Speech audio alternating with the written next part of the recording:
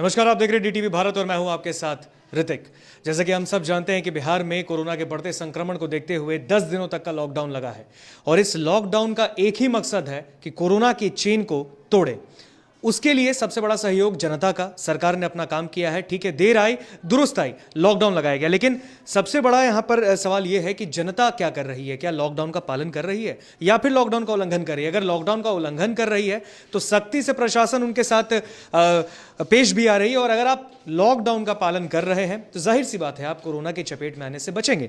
इस वक्त हमारे पास बिहार सरकार का आंकड़ा आ चुका है। स्वास्थ्य विभाग ने आंकड़ा जो जारी किया है वो आंकड़े हम आपसे शेयर करेंगे। पिछले 24 घंटे का फ्रेश जो कोरोना अपडेट हमारे सामने आया है वो हम आपको बताने जा रहे हैं। जैसा कि आप सब जानते हैं कि बिहार में 2 दिन लॉकडाउन बीत जाने के बाद केसेस लगातार बढ़ रहे थे, लेकिन आज तीसरा दिन है लॉकडाउन का, और अगर आज की बात करें तो कोरोना संक्रमण के केसेस में कमी आई है। बिल्कुल ये राहत की खबर है। मैं आपको बता दूं कि राज्य में फिलहाल 13,466 नए कोरोना संक्रमितों की पुष्टि हुई है। यानी कि सबसे बड़ी बात यह है कि 24 घंटे के अगर आंकड़े को हम देखें तो ये 13,466 नए कोरोना संक्रमित मरीज पाए गए हैं, और इससे पहले 15,000 के ऊपर का ये आंकड़ा था।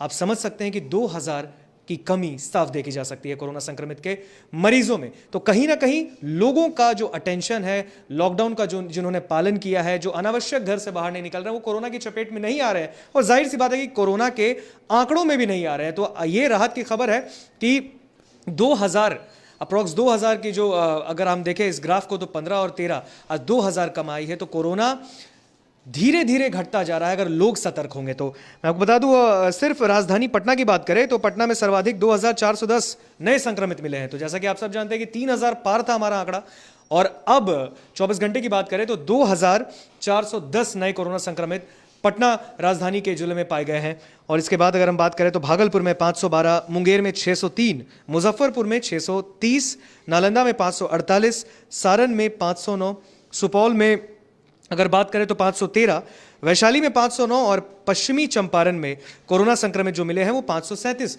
कोरोना संक्रमित मिले हैं। यानी कि कुल मिला के अगर देखा जाए तो तमाम आंकड़ों को अगर हम देखें तो 13,446 नए कोरोना संक्रमित जो है उनकी पहचान हुई है। तो इन कुल मिला के आंकड़े हमारे सामने आए हैं जो बिहार सरकार के स्वास्थ्य विभाग ने जारी किया है, और हम सीधा आपसे शेयर कर रहे हैं इस वक्त शाम के इस लाइव में। तो डीटीवी भारत आपको बता रहा है कि लगातार कोरोना से बच के रहिए। कोरोना लगातार आप सबको अपनों से दूर कर रहा है, तो अपनों से दूर ना हो, घर में रहें, स्वस्थ रहें, क्योंकि आंकड़े अगर हम देखें तो ये कहीं ना कहीं हम सब की पहल है।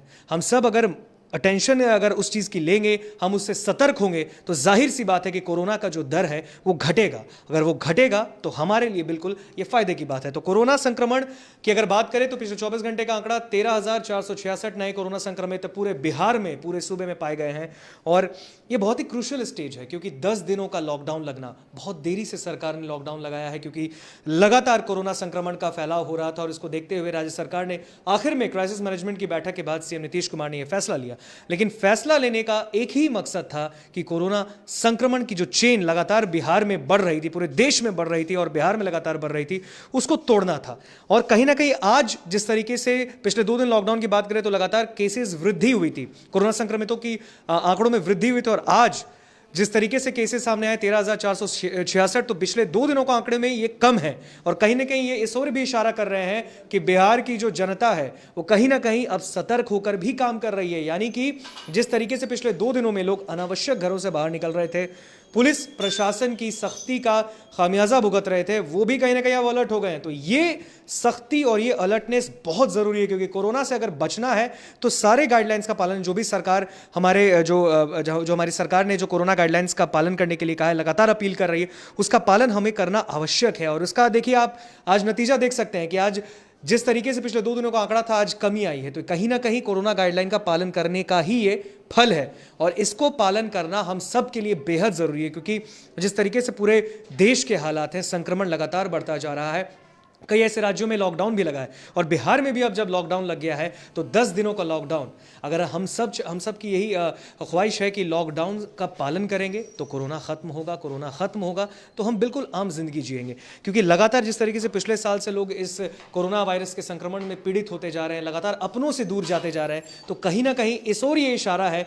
आज का जो ये आंकड़ा हमने आपको शेयर किया है 13,466, इस ओर इशारा कर रहा है कि पिछले 2 दिनों से अगर आज की बात करें तो संख्या कम है, और संख्या कम है तो अलर्टनेस ज्यादा है। अलर्टनेस रखिए, आप सबको अलर्ट रहना है, कोरोना गाइडलाइन का पालन करना है, और उम्मीद यही करेंगे हम कि इस 10 दिनों के लॉकडाउन में धीरे धीरे जब लॉकडाउन की वृद्धि जब लॉकडाउन के दिन आगे बढ़े तो इन 10 दिनों के बीच में कोरोना के संक्रमण की जो दर है वो कम हो, क्योंकि अगर वो कम होगी तो आपकी मुस्तैदी का यही प्रमाण है। और लगातार कोरोना गाइडलाइंस का पालन करिए। DTV भारत लगातार आप सबसे अपील कर रहा है कि कोरोना गाइडलाइंस का पालन करें, कोरोना संक्रमण के बचाव में आने से बचें, इससे बचें, क्योंकि इससे बचना ही अपनों से खोना नहीं होगा। तो कोरोना से बचने के लिए कोरोना गाइडलाइंस का पालन करें और लगातार सजग रहें, सतर्क रहें, क्योंकि आप सुनेंगे बात तभी बदलेंगे हालात।